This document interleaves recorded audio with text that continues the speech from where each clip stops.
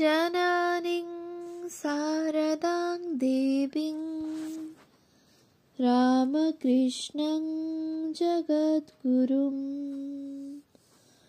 পাদপদ্মে ত্বয়োশ্রিত্বা প্রণমামি মুহুর্মুহু। পূজনীয় স্বামী গম্ভীরানন্দজির রচনা শ্রীমা সারদা দেবী গ্রন্থ থেকে পাঠ। পৃষ্ঠা 33। দেবীর বোধন। জয়রামবাটিতে পুনরাগতা শ্রীমা দেখিলেন পল্লীশ্রী পূর্বেরই ন্যায় আছে। জনক জননী ভ্রাতা ভগিনী আত্মীয় স্বজনের স্নেহ প্রীতি সমভাবেই রহিয়াছে। দৈনন্দিন কর্মপ্রবাহ আলাপ আলোচনা আগেরই মতো চলিতেছে, কিন্তু তবু প্রাণের নিভৃত কোণে কোন অস্ফুটের ব্যথা যেন মাঝে মাঝে গুমরাইয়া উঠিতেছে। কামারপুকুরে যে দৈব আনন্দের অধিকারিণী তিনি হইয়াছিলেন, তাহার স্মৃতি অবিরাম অন্তরে জাগ্রত থাকিয়া অথচ বাহিরে উহার কোনো প্রতিচ্ছবি দেখিতে না পাইয়া পদে পদে ব্যাহত হইতে লাগিল এবং সে প্রতিক্রিয়া তাহার হৃদয়কে মথিত করিতে থাকিল। শরতের পর হেমন্ত, হেমন্তের পর শীত আসিল। শ্রীমা শুধু উৎকর্ণ হইয়া রহিলেন। যদি দৈবাৎ আদান প্রদানে সমস্ত বাধা অতিক্রম করিয়া উদাসীন প্রায় এই ক্ষুদ্র গ্রামে সেই নরদেবের কোনো সংবাদ আসিয়া পড়ে। দেখিতে দেখিতে সুদীর্ঘ 4 বৎসরেরও অধিককাল অগ্রহায়ণ 1274 হইতে চৈত্র 1278 কাটিয়া গেল।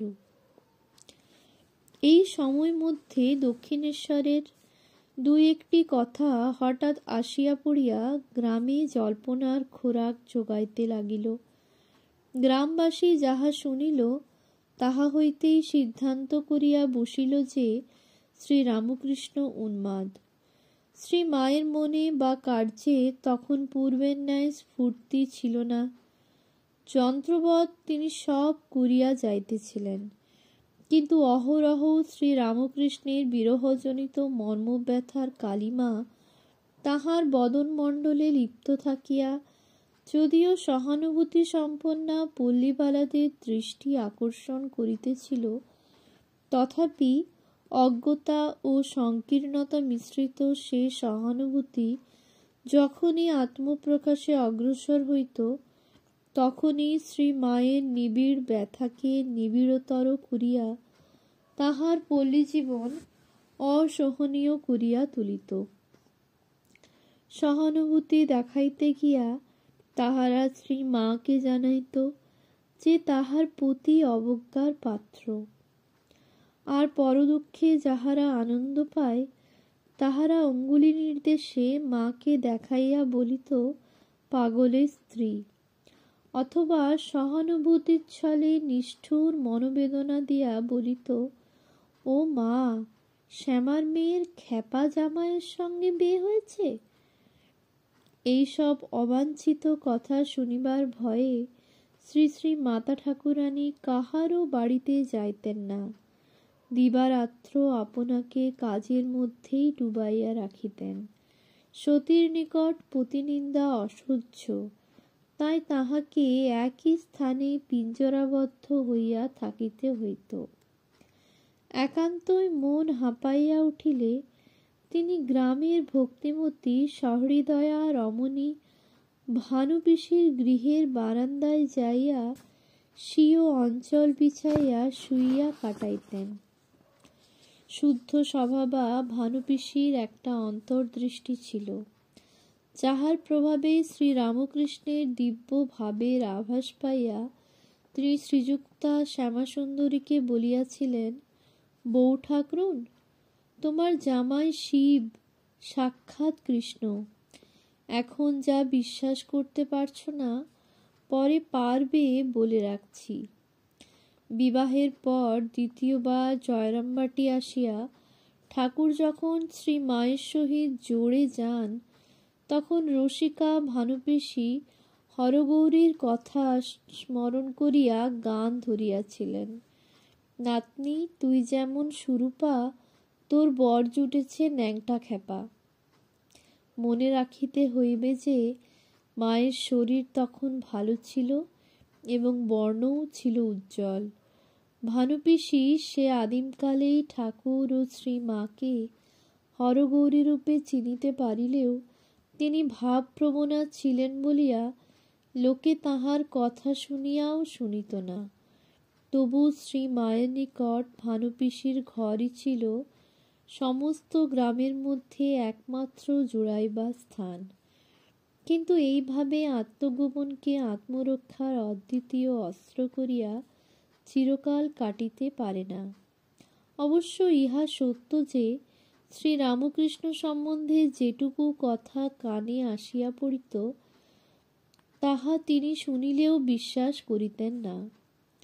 প্রেম ঘনমূর্তি যাহার পূত সান্নিধ্যে তিনি এই কিছুদিন পূর্বে অনির্বচনীয় আনন্দে ভাসিতেছিলেন, যাহার দিব্য আবেশ তাহাতেও সংক্রামিত হইয়া অননুভূত উল্লাসের সঞ্চার করিয়াছিল, যাহার পরহিত চিন্তা দর্শনে তিনি চমৎকৃত হইয়াছিলেন, যাহার জ্ঞানগর্ভ উপদেশ ও হাস্য কৌতুক সকলকে মন্ত্রমুগ্ধবৎ সহসা অন্য রাজ্যে লইয়া যাইত বা দীর্ঘকাল নিজ সকাশে বসাইয়া রাখিত, তিনি পাগল ইহা একান্তই অবিশ্বাস্য। কিন্তু পল্লীর অজ্ঞ লোক তো শ্রী শ্রী ঠাকুরের উচ্চাবস্থা ধারণা করিতে পারে না।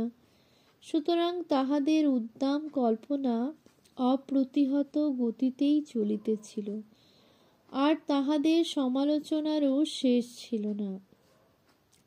সতীসাধ্যীর তাই মনে হইল, সবাই এমন বলছে, আমি গিয়ে একবার দেখে আসি কেমন আছেন। তখন চৈত্র 1278 সাল। এক পর্ব উপলক্ষে ওই অঞ্চলের অনেক স্ত্রীলোক গঙ্গা স্নানে যাইতেছিল। শ্রী মায়েরও ইচ্ছা হইল যে তিনি তাহাদের সঙ্গে যান, কিন্তু ভয়ে ও লজ্জায় পিতাকে কিছু বলিতে পারেন না, অথচ মনের ভাব একেবারে চাপিয়া রাখাও অসম্ভব। শেষ পর্যন্ত একটি মেয়েকে সব খুলিয়া বলিলেন। সে শ্রীযুক্ত রামচন্দ্রকে সব বলিয়া দিল। উদারমনা পিতা শুনিয়া বলিলেন, যাবে? বেশ তো। তিনি নিজেই কন্যার সঙ্গে চলিলেন। কন্যা ও সঙ্গীগণের সহিত শ্রী রামচন্দ্র হাঁটিয়াই তারকেশ্বরের পথে কলিকাতা রওনা হইলেন। প্রায় 60 মাইল পথ তাহাদিগকে অতিক্রম করিতে হইবে। শ্রীমা সঙ্গী ও সঙ্গিনীদের সহিত প্রথমটা বেশ আনন্দেই চলিলেন। পথের দুই ধারে উন্মুক্ত প্রান্তর, প্রান্তরের মাঝে মাঝে রবিশস্যের শ্যামল ছবি, কোথাও বা ঘনবৃক্ষ সমাচ্ছন্ন গ্রাম। মধ্যে মধ্যে সুশোভিত দীর্ঘিকা নয়ন মনে আনন্দ প্রদান করিতেছে। আবার মধ্যে মধ্যে বিস্তীর্ণ পথপার্শ্বস্থ বিশাল অশ্বত্থ, বট প্রভৃতি বৃক্ষসমূহ ক্লান্ত পথিককে বিশ্রামের জন্য সাদরে আহ্বান করিতেছে। এইসব দেখিতে দেখিতে প্রথম 2-3 দিন বেশ কাটিয়া গেল। কিন্তু দেহে স্ফূর্তি থাকিলেও এবং শীঘ্র দক্ষিণেশ্বরে পৌঁছিবার অদম্য উৎসাহ মনে জাগিলেও ম্যালেরিয়ার দেশে বাস করিয়া শ্রী মায়ের স্বাস্থ্য খুব ভালো ছিল না। বিশেষত এত দীর্ঘ পথ চলা তাহার জীবনে এই প্রথম। অপরের অসুবিধা হইবে, পিতা উদ্বিগ্ন হইবেন ইত্যাদি ভাবিয়া এবং স্বাভাবিক সংকোচবশত তিনি নিজেও চরণদ্বয়ের অপটুতার কথা 2-3 দিন চাপিয়াই ছিলেন। কিন্তু অবশেষে প্রবল জ্বরে সম্পূর্ণ অক্ষম হইয়া পড়ায় পিতা পুত্রীকে বাধ্য হইয়া একখানি চটিতে আশ্রয় লইতে হইল। ওই অবস্থায় শ্রী মায়ের মনের নিদারুণ কষ্টের কথা সহজেই অনুমেয়। জ্বরের যন্ত্রণা তাহার জীবনে এই নতুন নহে, উহাতে হতাশ হইবার কোনো কারণ ছিল না। এমনকি এই অজ্ঞাত স্থানও তাহাকে তেমন চিন্তিত করিতে পারে নাই। কিন্তু সর্বাপেক্ষা কষ্টদায়ক হইল তিনি অতি বাঞ্ছিত প্রতিদর্শনে কবে সক্ষম হইবেন এই সমাধানহীন সমস্যা। এই সমবেদনা ও দৈহিক যন্ত্রণার মধ্যে এক অলৌকিক দর্শন উপস্থিত হইয়া তাহাকে শান্তি প্রদান করিল। শ্রী মা জ্বরে যখন একেবারে বেহুশ, লজ্জা শরম রহিত হইয়া পড়িয়া আছেন, তখন দেখিলেন পার্শ্বে একজন রমণী আসিয়া বসিল। মেয়েটির রং কালো, কিন্তু এমন সুন্দর রূপ তিনি কখনো দেখেন নাই। সে বসিয়া তাহার গায়ে মাথায় হাত বুলাইয়া দিল। সে বসিয়া তাহার গায়ে মাথায় হাত বুলাইয়া দিতে লাগিল। এমন নরম ঠান্ডা হাত, গায়ের জ্বালা যেন তখনই জুড়াইয়া গেল। শ্রী মা জিজ্ঞাসা করিলেন, তুমি কোথা থেকে আসছ গা? নবাগতা কহিল, আমি দক্ষিণেশ্বর থেকে আসছি। শুনিয়া অবাক হইয়া মা বলিলেন, দক্ষিণেশ্বর থেকে?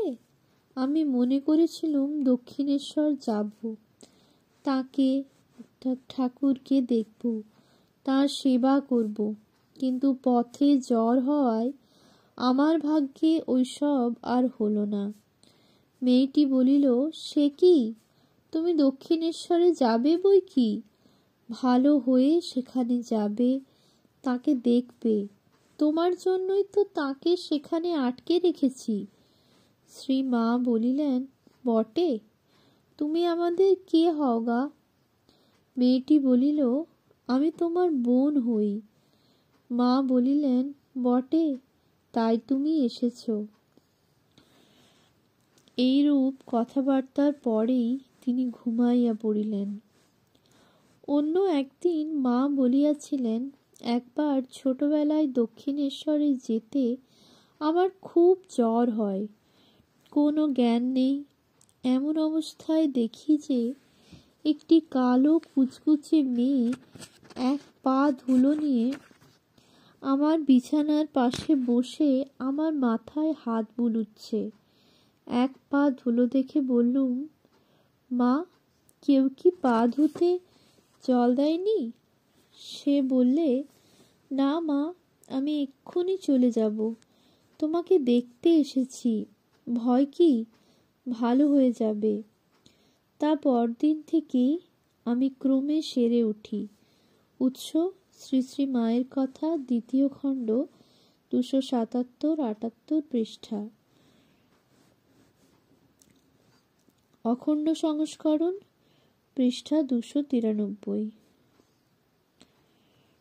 পরদিন প্রাতে দেখা গেল শ্রী মায়ের জ্বর সারিয়া গিয়াছে। ওই দিব্য দর্শনের পর তাহার মনেও তখন যথেষ্ট উৎসাহ আসিয়াছে। সুতরাং পিতা যখন বলিলেন যে এই বিদেশে নিরুপায় হইয়া পড়িয়া থাকা অপেক্ষা ধীরে ধীরে অগ্রসর হওয়াই ভালো, তখন তিনি সানন্দে সম্মত হইয়া পিতার সহিত চলিলেন। সৌভাগ্যক্রমে অল্প দূরেই একখানি পালকিও পাওয়া গেল। রাস্তায় আবার জ্বর আসিল, কিন্তু তাহার প্রকোপ তেমন অসহ্য নহে। অধিকন্তু শ্রী মা তখন অসহায় নহেন। সুতরাং পিতার দুশ্চিন্তা বাড়ানো অনাবশ্যক ভাবিয়া কাহাকেও কিছু বলিলেন না। ক্রমে সুদীর্ঘ ভ্রমণের পর শেষ পথটুকু নৌকোয় চড়িয়া রাত্রি 9টার সময় তাহারা দক্ষিণেশ্বরে উপনীত হইলেন। ওম শান্তি শান্তি শান্তি। হরি ওম।